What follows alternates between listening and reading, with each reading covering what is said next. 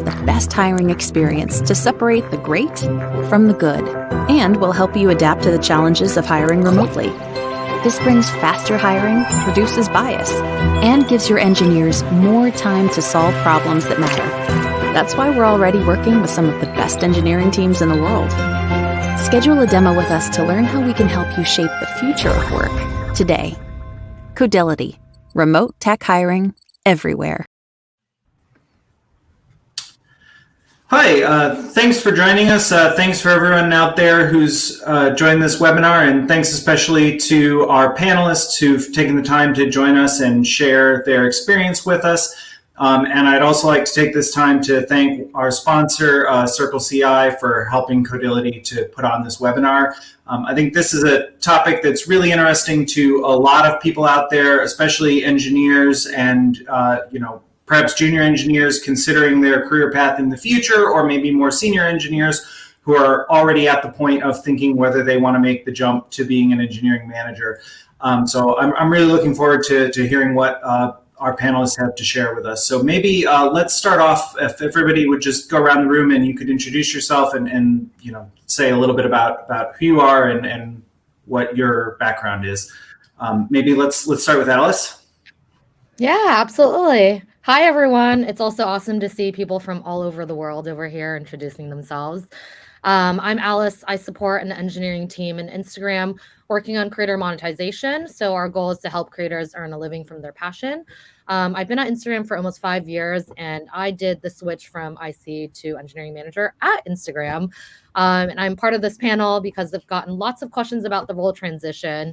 And I hope that being open and transparent about this experience, as well as hearing about what the role looks like, will help someone here.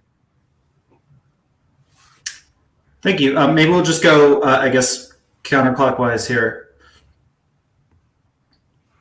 Yeah, I'll go then. Hi, everyone. Good to see you all. Actually, I can't see you, but hopefully you're there. So my name is Simone, and so compared to Alice, my career is definitely not linear. It's a bit of a mess. So I moved from individual contributor to engineering manager, or a type of leadership position, like 3 times. So definitely I've done it like in different industry, different type of size of company. So I've done it as I work as an individual contributor in big company like JP Morgan or News UK. If you are in Europe, you probably know what they are. But I also done similar things, being the founding member of company that are a bit more smaller but grow quite fast, like Now TV, probably is the brand that you know the most.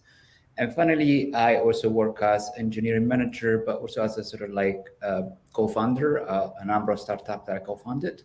Again, it's very different to do the role in a very small company compared to a very large one. And finally, 1.5 years ago, I joined Babylon Health, and I work on aftercare. That's basically everything that is taking care about your blood test, prescription, and everything after you do a consultation with the doctors. And I work there as a senior engineering manager. And that's me. And hi, I'm Spencer McElmurry. My pronouns are they, them. I'm a engineering manager for the release engineering team over at CircleCI. We're in charge of the testing, deploying, releasing of CircleCI products, whether that be our cloud product or the on-prem product.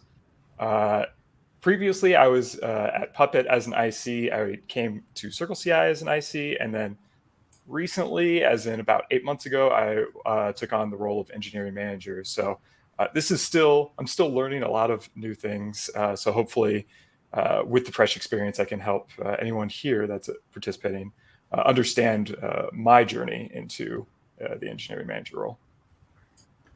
Thank you. And I guess I realized I forgot to say a little bit about myself. My name is Brendan. I'm an engineering manager at Codility, and I have previously been an engineering manager at also a much smaller, tiny startup. And so it's been interesting kind of seeing the difference between, as Simone was saying, a tiny company and a larger, more mature company. But yeah, maybe I guess different people come to this role different ways. So maybe if we start off and if you each didn't mind sharing, like, what was your journey? How did you come to be an engineering manager? And maybe we'll go back around the other way, I guess. So Spencer, if you don't mind starting. Yeah, of course. So I was actually interested in becoming an engineering manager at Puppet, and I started actually actively seeking out those tasks from my manager there, asking for what things that they could hand off to myself, who could mentor me, and starting like to understand some of the things that an engineering manager does as opposed to an IC. Some of those things weren't really glamorous. Some of those things were like backlog scrubbing. That's, it is what it is, but it still helped me understand exactly the things I was getting into. As I moved over to CircleCI, I sought that out again and was able to kind of take on the role a little bit before being promoted. And that was for things like, project management, a little bit of people management, and things like that, to help me really understand what I was getting into, because it is quite different from an IC, because you're not dealing a lot of the times with a lot of technical things. It's a lot of, like I said, people management, a lot of project management, making sure that communication is flowing properly. It was a really interesting transition, but I'm really glad that I sought out those tasks and really communicated that. So you knew that this was something you wanted, and you explicitly sought this out? Yeah, I knew, like, I was a decent engineer, but I really liked working with people. I really liked talking with people, solving problems that were outside of the technical space. So as I sought out these things, I was like, I know that this is kind of that area. Is this what I really want to do? And that was super helpful, just to, like I said, understand that well before I was actually given this position. Yeah. Thank you. Mm-hmm. So I guess me. Go. What? Sorry, I cannot talk explicitly. Yeah, but yeah, please, Simone. So as I mentioned, I've done it a few times. I think the first time I definitely did it too early. So it was like a couple of years after starting in the industry. Definitely was like, probably was the wrong call. It just, I was very eager, and very good at selling myself. So I managed to get like something that obviously was called differently because it was a long time ago. But it basically had a line management role, it was a leadership role, and so on. I think it was hard because I soon realized that, obviously I didn't have very good role models, and, it was, I didn't have what it took basically. So I think at some point I decided, I think I need to learn more before I jump in again. And the second time it happened, so it's kind of like I co-founded a company, and obviously at some point the company grow and you start hiring new people and you're gonna line manage them. So it's not, more than a career call is something that is like you join the company that comes with a package, I suppose. Thank you. And Alice, what about you? Did you seek responsibility, or was it thrust upon you? I think I've had a bit of a mix of the other, both Spencer and Simone's experiences. So I started out as an iOS engineer in the mobile space at Instagram. And I think I naturally always kind of went toward like the direction and the people side of the things, loved supporting the direction of the team that I was on, loved mentorship opportunities, and started having conversations with mentors early on about just like, hey, what does it mean to be an engineering manager? Like, what does that role really look like? Really great advice that I got was also like taking on an intern, like that's almost like a mini management experience. And so I did that a couple of times and really loved the experience and saw the reward of, coaching an intern through the process and actually having them come back full time. And so I think luckily for me, there happened to be an opportunity on the team that aligned both with my personal interests and the business needs of the team. And we have something called like a tech lead management role here, which was a great way to kind of like try out being a manager without like fully committing.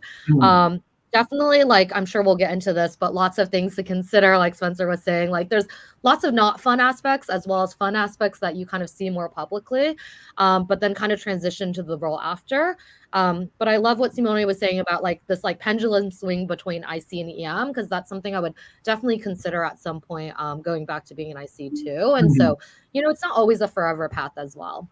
Yeah, it's interesting. Something everybody here has kind of alluded to is the differences in kind of knowing what or maybe the difficulty of knowing what you're jumping into before you start doing it. So maybe if we wanted to talk a little bit about what are some of the biggest differences that you've seen? What are the things that surprise you as moving from an IC to an engineering manager? I can start if you want, or we go for a round. It's up to you. No, please go ahead, Simone.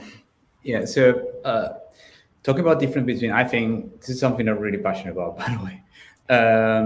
Talking about the difference, the answer is it really depends. So in the industry, for example, the engineering manager role is not very strictly defined. So in different company, they have different expectation. Even inside the same company, you may have different contexts where it play differently.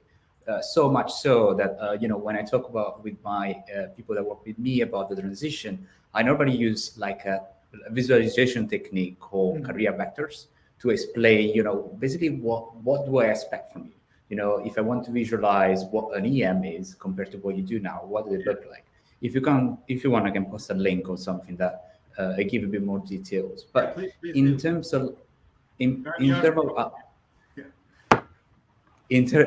Babylon, I think the main differentiation factor between an individual contributor and EM. Well, first, if we're talking about like a senior engineer, because one is the engineering manager is a leadership position, is more of a leadership position compared to a senior engineer.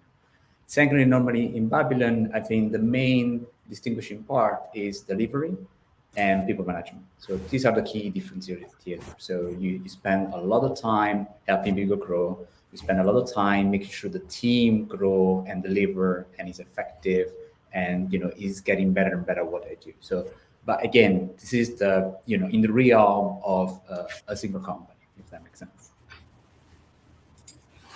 Yeah.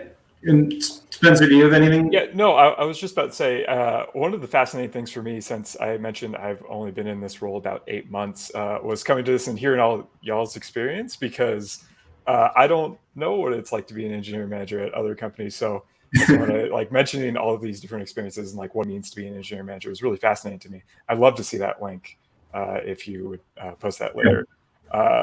But for me, one of the kind of, I guess, not unexpected, but biggest differences was really stepping away from the technical side. I don't review PRs. I don't really close tickets in Jira. So trying to find a tangible thing to say at the end of the day that I did is sometimes really difficult.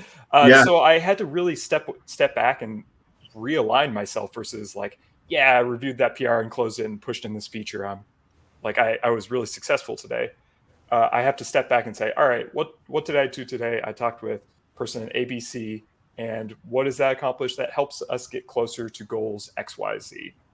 Really helped me focus more on a larger picture and, like I said, a more kind of intangible picture, which has been really interesting, and I enjoy actually thoroughly, because it helps other people like get those features across and move towards those goals and understanding those for other people. Yeah, that's interesting. So we have a question from the audience here, which actually sort of relates to this. And somebody's asking, as an engineering manager, have you stepped fully away from coding? Do you think that's a necessary part of the transition? And maybe different people in different companies have different answers about that. Spencer, it sounds like your answer is yes. It definitely. I have definitely stepped away from that. I have a bunch of great ICs on my team that are incredibly smart. I'm just going to let the smart people take it away. That being said, I know several managers that still do PR reviews, that still like jump into the code bases every once in a while and get some stuff done, because they super enjoy that. You need to find that line for yourself, and it's not you have no technical, or you have just a little bit, just so you can get some satisfaction that way. It really is up to you at that point. Don't overwhelm yourself. That's my advice, though. Yeah. Alice, what about you? Do you still write code? So I don't, and I have a strong principle against this, because I do think that the best amount of time that you're spending is actually focusing on people. So I think kind of the biggest difference to me is like kind of moving from that individual focus to team focus, and like not just excellence in your work yourself, but kind of on an engaged, impactful, inclusive, and thriving team. And similarly, like another principle here that I think through is kind of moving from like execution to enabling others to execute. As ICs, like we've all seen successes because we're masters of our craft and like getting stuff done. People management involves more delegation, slowing down to teach others, coaching and building relationships in service of helping others get stuff done. So in a way, it's like, it's a big mindset shift. It's a big change. The impact is less tangible. Kind of what Spencer was saying earlier, like, you know, you can come home from a day and you're like, what did I actually accomplish today? And so it definitely, like, you know, the impact can take longer to realize, but it's also really rewarding to see when like someone that you've coached through something like accomplishes something awesome and they feel great about it. I will say, just add to this, at Meta, at Instagram, like we have a principle that being an engineering manager is not a promotion. It's really a horizontal move. We're really partners with our teams and our senior engineers. And something that I chat about with engineers a lot too is like, if you're looking for like more power or influence, there's a lot of ways to do that outside of like being an engineering manager. I actually see some of the biggest technical leaders at our company having like even more influence. So that's like another thing to consider. Yeah, that's a great point. I think, you know, not looking at it as, you know, being an EM is strictly better than being an IC. I think it's a different role. So I guess on that note, what are some of the challenges that you faced, especially when you first transitioned to being an EM, or you know, what were some of the struggles that you faced in making that transition? And I don't know, maybe should we start with Simone? Sure. By the way, Alex, what you say really resonate with me, you know, like, and just to add up before I move on. Oh, yeah, sorry. You know, like, I love that now we have two tracks, right? There is, you know, the technical leadership and the management track. I tend to not call it individual contributor, mostly because it makes people feel like that they're going to spend their time coding, and that's not true. I mean, if you become a staff or a principal, I'll tell you that, you know, you're going to impact the team also in different ways that's not coding. So I think, you know, what Alice said to me really resonate. In terms of like big challenges, so as I mentioned, I think different point of my career, because I was switching back and forward, I had different challenges. So the first time I did it, I think, again, the main challenge was that I didn't have very great role models. And I was acting like almost like a project manager, like very, very focused on delivery. I just didn't have a very good line manager. And so I wasn't acting as a very good one.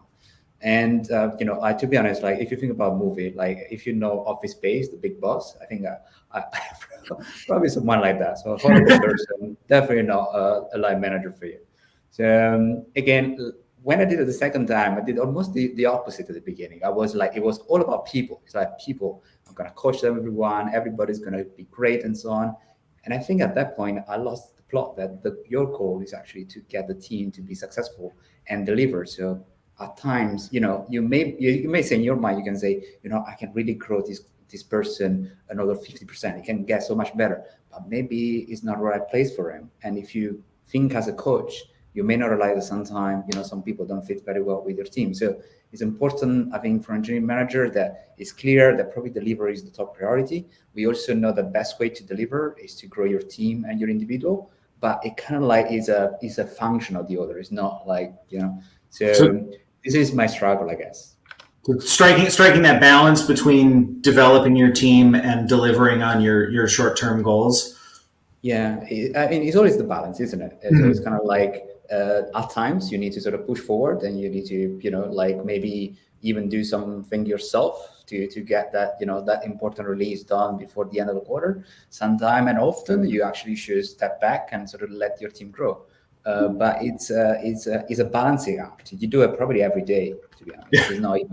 It's not every, you know, different weeks. It's just every day you do it multiple times. Great, thanks. Maybe Spencer, I don't want to pick on you, but if you've done this recently, so maybe it's top of mind for you. It certainly is. So like, Simone, you're talking about like this balance and like, you know, people versus delivery. And I was actually thinking about this, and I summed it up in like, I want to make the people on my team look good. And what I mean by that is, I want them to be doing things that are helpful to the company, but also helpful to their own career growth. Mhm. And so it kind of in tandem helps that delivery aspect of like, they're excited to do these things and we're providing value to the company. It also looks good externally because, hey, we're doing cool things. And I just really want people to feel accomplished and good on the team and feel like they have a hand in where exactly we're going, what exactly we're delivering, trying to marry those two things a little bit more than trying to separate them into buckets. But there's still that balance that you have to kind of leverage and kind of figure out where exactly, like, hey, no, this thing needs to be out in, at the end of the quarter here. We need to push down on this. I know that like we're looking to get to this later. Let's discuss about this. Let's discuss about goals, where we want to be, how this sets us up for the future, things like that. But ultimately, like I said, I just really want to make the people on the team look good for the rest of the company and for themselves. It's a good way to approach it. Alice, what do you think? Like, were there specific challenges or struggles that you faced when you first transitioned? Yeah, I think one of the most surprising things to me was that managing can be really emotional. Obviously, you're dealing with people, and people are different. They're motivated by different goals, and what works for one person may not work for another. So I think that was something that I had fell into. I was like, oh, I've been, an engineer on this team. I know how things work. But kind of the ways that people are motivated and the goals that they have are just so different. And so like, something that worked for me might not actually work for someone else. And so it does take time to kind of like build that trust, get to know people's goals, ambitions, and interests. Yeah. I would say the other piece is, and of course, like there's the piece that I had transitioned on my current team at the time, but it can definitely be a little bit like lonely because there's, of course, the level of confidentiality. There's less peers to like discuss things with because you're like maintaining a level of like leadership and motivation for the team. And so those are two things that I guess I hadn't realized when I was making the transition that afterward I felt. Yeah. How did that work with your people who were your peers, but now were maybe your direct reports or people on your team? How did that dynamic change or did it change for you? Yeah, I think the most interesting about transitioning on a team that you're currently on is you go from someone's peer to their manager in the course of pretty much a day when they make the transition. And so I think I was actually lucky in that you already have a level of trust and like, that those people like personally, you've probably met their friends, some of their family even. But I think that transition was harder in terms of thinking about how to be the most effective. Like at the new spot, like before as maybe a tech lead, you want to jump in, you want to fight the fires yourself, but actually how to be most effective is probably not you continue to do all of the code reviews and fighting all of the issues that come up. It's actually like creating space and opportunity for someone else to step up to take on that role. And so that definitely took a little bit for me to kind of figure out. I was definitely doing code reviews and pushing out code like on day one of being an engineering manager, but I quickly realized like that's not the best utilization of my time. Yeah, that makes sense. So I guess you talked about this or alluded to this. Everybody here has alluded to this, kind of the importance of dealing with people and kind of maybe soft skills more than hard technical skills. So, what would you say are some of the most important skills, or for somebody who's looking to grow their skill set or develop the competencies that they would need to be an effective engineering manager? Like what would you recommend to them? What do you need to succeed in this role? I can take a crack at that first. Please.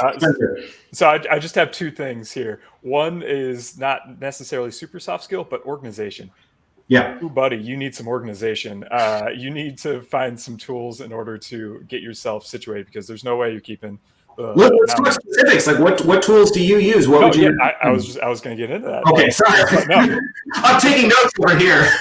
You're totally fine. I use a tool called Obsidian, which allows me to write Markdown and allows me to backlink to a bunch of things, so I can find things super easily. I break them down by meeting. I break them down by week. I make sure to backlink all of the people that are in those meetings, so I can be like, oh yeah, I was in a meeting with person A, and I click on that. I'm like, oh right, I was in there. Here's these notes for that.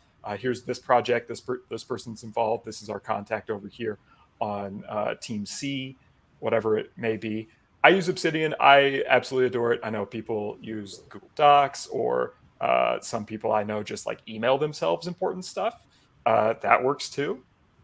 But you need to figure out what works for you for organizational methods. That's my number one. And my number two, which is actually a soft skill, is, this is going to sound really simple, but active listening. Just listen and ask questions, follow-up questions, and make sure that the person's being heard and that there's no miscommunication in what they're saying. I cannot stress how important that is, because there have been so many times I know when I was an IC and even when I was manager where there was a miscommunication. There was an assumption made that it could have been very easily clarified just by a too long didn't listen, or like this is like the one sentence thing, kind of what you said, and trying to be like, no, wait, I actually meant, great. Now we've already gotten past that. So like work on just like listening and trying to like condense that, and then asking those follow-up questions. That's my I think number one thing. Number two is organization. Seriously, it's important. Yeah, I love what you were saying about active listening, because that's definitely a skill set of like, I mean, engineers are all very different. I think some people say, they're very straightforward and logical, but actually I found like reading between the lines is really important when you're having like one-on-one conversations with folks, and just like, sometimes people might not outright say like, I don't want to work on that project, but kind of like digging into the whys and helping them realize these kinds of things are super important. I think another really important skill to have is like how to give feedback. That's obviously super, super important as you grow as like even a tech leader, but also definitely as an engineering manager. There's a way to do so. I've heard lots of different strategies that we could probably talk all day about, but that's something that I encourage everyone to like practice. And I think like openness, transparency, giving feedback is so important. And another one that I've been chatting with folks on. Oh yeah, go for it. No, I was going to say, giving feedback. Do you think that's a skill that people can practice even as an IC, giving peer feedback?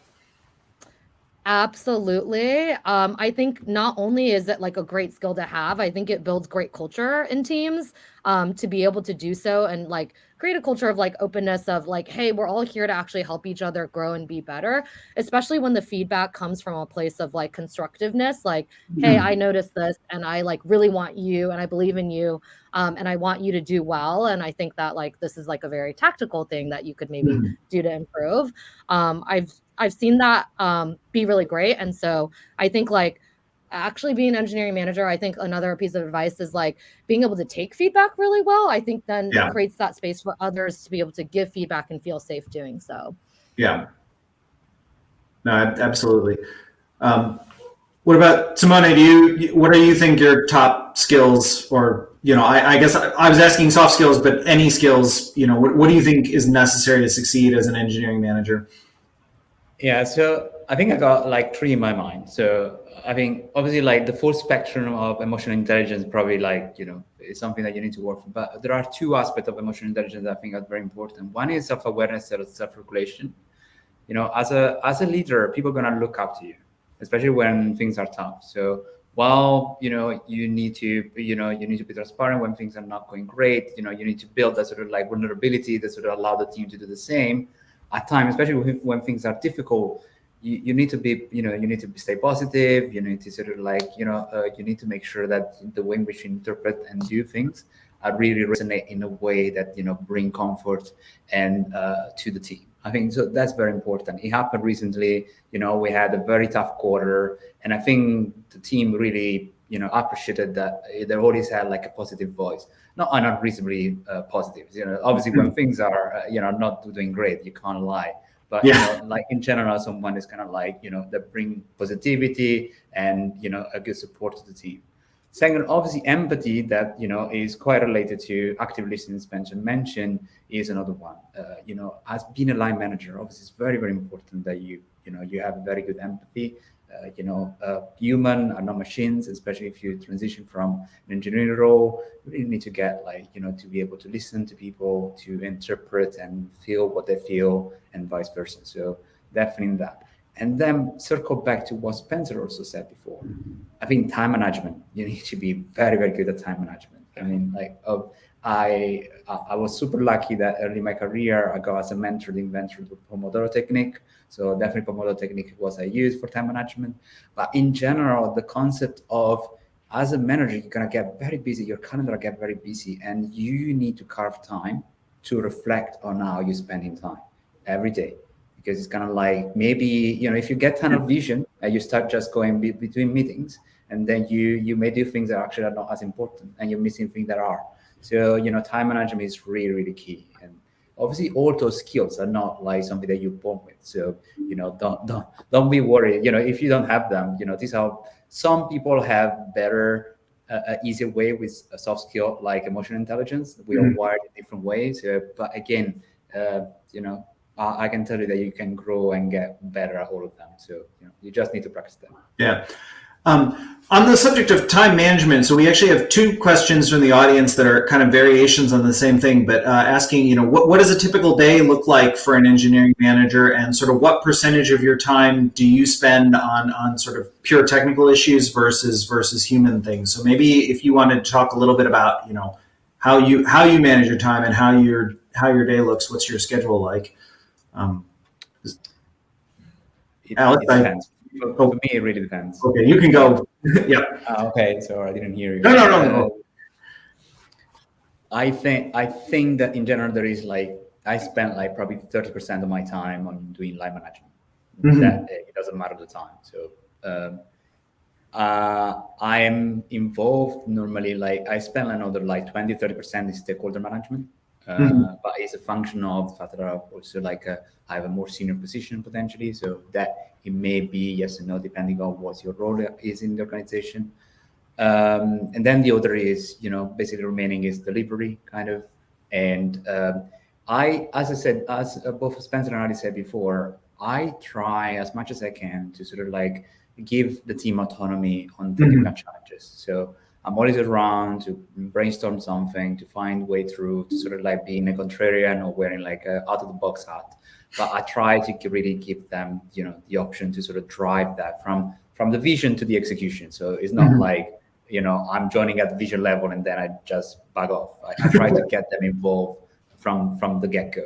So, but it's a choice. It's something that, for example, other engineering manager may do less because, for example, they want to retain some of that. And sometimes it's because your team need a different type of engineering manager. If the team is very junior, potentially you may spend more time sort of more involved in technical decision making. So yeah, this is why it depends. Sounds good. Alice, what about you? Do you want to tell us what's a typical day look like for you? Yeah, sure. I was going to say there isn't really a typical day. There's no kind of global standard here. But I would say the ultimate responsibility of my role is to focus on people first and foremost. And so really depending on even time of year, I would say the top kind of areas here could be within recruiting or hiring. So talking to candidates, weekly one-on-ones, cross-org collaboration meetings, debugging team issues. Performance reviews is a huge thing here, and that takes up a big chunk of time during those times. And then, of course, working with products. So when we're road mapping, which we're about to start doing, that'll take up a lot of time as well. For me, just there's a lot of meetings. Be prepared for that. There is a lot of meetings. You're going to be talking with a lot of different people, and that means that you have to kind of coalesce all the information that you're getting out throughout the day. It really depends on day to day. I think Tuesdays are usually my worst days for meetings. I have probably today, right?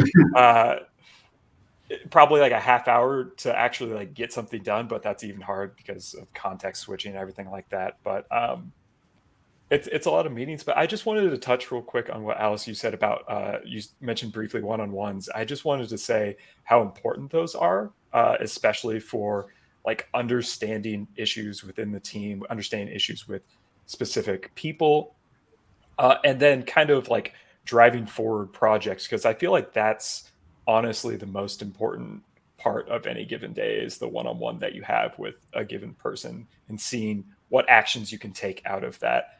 That's where conversations are the most honest, and you're getting a lot of that good feedback and asking a lot of those great questions. I just want to put a little bit of emphasis on that. Yeah. That's really interesting, actually, and to say, like, you mentioned driving projects forward in a one-on-one, and that's actually something that I try to avoid doing in my one-on-ones. I try to keep them like more focused on the person and how that person is doing in the relationship, and like I usually, like, it's not a hard and fast rule, but I usually try to avoid talking about like specific like project work related items in our one-on-one. So like I'm curious, like, what do other people, how do you structure your one-on-ones? I'm sure there's not any one right way to do this, but like, what do you talk about? What do you focus on in your one-on-ones? I'll just kick that off again, but like specifically talking about the projects, it's usually like confusions or like, hey, I'm not exactly sure where to take this. It's like, oh, let's ask some questions and then let's get you that information and then bring that out to the wider team or bring that out to whoever needs to be involved in those situations. It's a lot about like unblocking or just like clarifying things. And also in one-on-ones, I like to spend a good amount of time just talking with the person, not even work related, because I think that's super important. So just as you, I forget, I apologize who was talking about it earlier, seeing it as, I think Simone, seeing them as people. Like, yes, they are people. So let's see what's going on with their lives. Are they doing cool things? What concerts are they going to? Did they go on a hike? That sounds awesome. How'd that go? And then also understanding, when people are like burnt out and need to take some step back or take it easy. That's like a lot of things I look for in one-on-ones is really understanding where everyone's at, whether it be a project or them personally. Yeah, that's great. Does anyone else want to talk about one-on-ones? Without breaching confidentiality, like what do you speak about in your one-on-ones? Yeah, I can go. So, I mean, I think there is a philosophy that one-on-one time is like time for the person to talk about whatever it is. And I do encourage that to not necessarily be specific like project work, although like if I'm honest, sometimes that's what is on their mind. But generally, I think the importance of it is for us to be able to kind of like probe on like what's going well, maybe what's not going well. And if there's, again, like reading in between the lines, anything that we think we can do to kind of help that person. But I think it ranges from everything to like, yeah, how was your weekend? And sometimes you get into a conversation about that and you find out something cool about the person. But that maybe also connects them to someone else in the company or in the team. So there's actually like tangible value from those conversations as well. Two things around like prioritization. A lot of times people maybe need help figuring out like from your viewpoint, like, hey, where's the team headed? And actually, here's the 5 things on my plate. In what order should I think about prioritizing? But generally, if we're talking more like high level around framework and principles, mine is like autonomy and availability. And so generally, like I want to help guide the person toward making a decision rather than micromanaging or telling them this is exactly what needs to be done, but helping them understand why based off of team goals or priorities or other context is generally where I'll try to lead the conversation. Sounds good. Yeah, 100% what Alice said, I think. It's definitely like, is the person you have in the one-on-one is driving, right? So obviously you want to put a structure in place because sometimes if not, the conversation gets stuck. So normally I have a structure in place, but like normally I really ask some very open questions, like what's on your mind this week or something like that, to really like let them, tell me what's happening. From my perspective, obviously the value as mentioned are 2. One is that I want to know people better, much better, and vice versa. But at the same time, it also like it really helped me read through the line, especially for teams where I'm not directly involved daily. It's really useful for me to sort of like have this conversation because always they're very full of insights. So yeah, 100%. Great. Very good tool. Yeah. So here's a question that I thought was interesting from the audience that's a little bit more of a challenging question. So there's somebody in the audience says that I've been seeking out opportunities to grow my skill set, but my manager does not delegate and does not let me take on such tasks. Did any of you face this? And if so, how did you navigate through this? So I guess, if you want to have those opportunities, but they're not coming or you don't feel like you're getting them in your current role, how do you navigate that challenge? Can I get the outline? I mean, yeah. Move on. Okay. No, I mean, the thing is, like, if you want to grow in managerial, this is a very strong opinionated, obviously, but if you want to move on in your career as a manager, you need to have great managers. And the person that is describing doesn't seem to me someone is good at delegating. So maybe there are some skills that you can learn from him. I think very lucky because I never had someone that had this. But in general, you really want to work with someone that can help you grow in the role that you want to be. So again, if that's not the same person, maybe look other opportunities inside the same organization or look elsewhere, I guess. I would also say, just in your organization, maybe look out for other managers that might be willing to help you out there as far as like mentorship at the very least. Maybe not getting those specific tasks to help out your team, whether, like if you, like I said way earlier, backlog scrubbing or whatever it is. But at least getting that mentorship is a great first step. Mm-hmm. Yeah, maybe helping your manager understand why you want to take that on and like what specifically you're looking for, I think could be helpful. Obviously, I don't know the full situation here, but I think saying like, hey, I really want to learn how to like grow in product direction. Like I want to take on the brainstorm for our next roadmap. Like that's something very tangible that honestly will help your manager out. So I don't understand why they would say no, especially if you go to them like, here's the plan of what I think we should do. I think there's a way to like ask for the opportunities that you want to. Yeah, absolutely. If you come to me and say, hey, this will make your life easier, like I'm going to say 100%, please get that meeting, organize that. Like, so that, I guess maybe we're coming to the end of time here. So maybe as kind of a wrap up, if everybody wanted to share kind of one takeaway, if there's one thing that you would share with people who are considering this, and then just for fun, like, have you enjoyed this? Are you glad that you made the jump to being an engineering manager? Let's go this way. Spencer. Yeah, no. So I'm super glad I made the jump. Then again, I understood a lot of what I was getting myself into. Obviously, there's some things that I didn't know I was getting myself into as far as people management. I didn't do a lot of the one-on-ones before I was an engineer manager. That was new to me. But getting those tasks and getting mentored and getting a lot of those things under my belt well before I actually took on this role was super helpful to me. So the one key takeaway is like seek out those roles, make it known to your manager that hey, I'm looking to go into this position. Help me get there. And be really explicit about it. That's my one key takeaway. If you're interested in it, start going for it and start understanding what it really means. It's not for everyone. Don't get me wrong. It's not for everyone, but at least try and see if it is for you.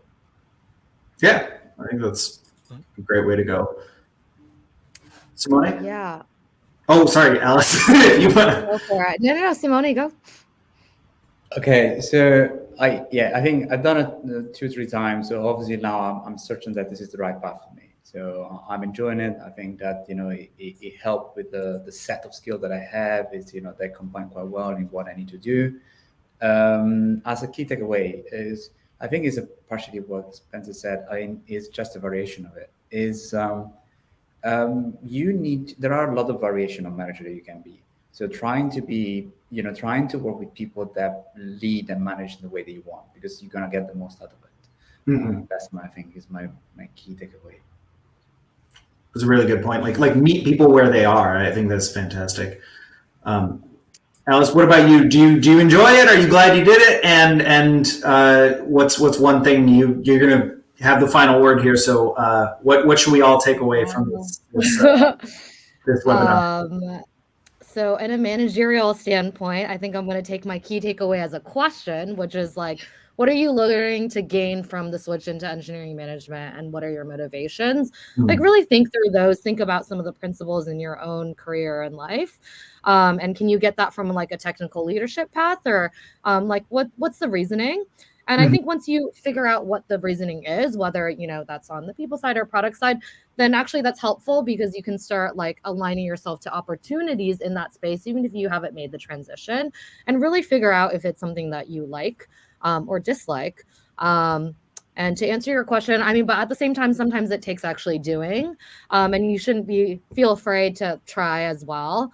But I'm really glad that I made the switch. Have really, really enjoyed like growing teams and seeing people grow. I think it's been super, super rewarding. It just takes a long time to realize, as I've mentioned. But it's really, really, it's fun, and also just encourage you not to think of it as forever either. I think there's a lot of great reading online about the ICEM pendulum. I think that's kind of like, there's quite a few blog posts about this, so encourage folks to read it. But it doesn't have to be forever. And I think just like teams are dynamic, I think positions can be dynamic too. And actually being a great EM makes you an amazing TL in the future and vice versa. So there's kind of benefits to both. Yeah, I think that's a great point. You know, I work with some ICs who have previous EM experience, and it's made them more effective ICs, I think, in some ways. So it's not a one-way street, I think is a great takeaway. So I think we're coming to the end of time here. So I just wanted to say thank you again to our panelists. Thank you to everyone who's come and participated, and everyone who's come to watch this webinar. And thanks again to our wonderful sponsors, Codility and CircleCI. So thanks very much for joining us, and have a great rest of your day, or beginning of your day, or end of your day, wherever you might be in the world. Thank you.